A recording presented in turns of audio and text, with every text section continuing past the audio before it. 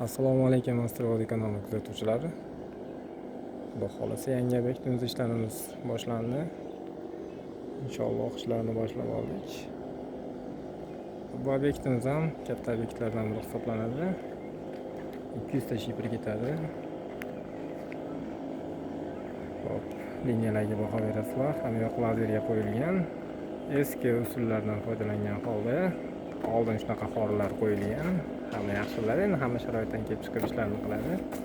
Xudo xolasa juda ham chiroyli holatda chiqyapti. 2 metr koridorga o'zi ferma qo'yishga ma'ni yo'q, lekin bu joyga biz konteynerli temirdan foydalandik. Sababi bu yerning masofasi 5 metr bo'lganligi uchun uy egasi ustun qo'yishni xohlamadi. Ustun qo'ymasdan xudo xolasa 5 metrga konteyner temiridan foydalanib qo'ydik. Inshaalloh ishlarimizni kuzatib borasizlar.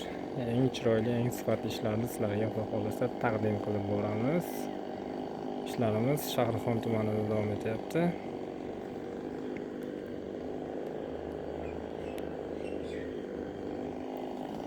To'sinlarimiz orasi har biri 50 dan yoki 49 dan masofaga qarab tushiramiz. 50 dan katta qo'ymaymiz. Sababi 50 dan katta bo'ladigan bo'lsa, keyinchalik patolog qilganda yoki tom yopilgandan keyin bel berish xavfi juda ham yuqori bo'ladi. Shuni hisobga olgan holatda to'sinlarimiz hammasi 50 sm ga tashlanadi. Albatta, birinchi o'rinda uy egasini sharoitidan kelib chiqib ishlash kerak, lekin juda ham ko'p pul sarflayotgan joyga $200 yoki $300 puldan qochib turib $10,000 tomni nosoz qilib qo'yish mumkin. Shuning uchun iloji boricha yaxshi qilib, baquvvat qilib tashlagan ma'qul.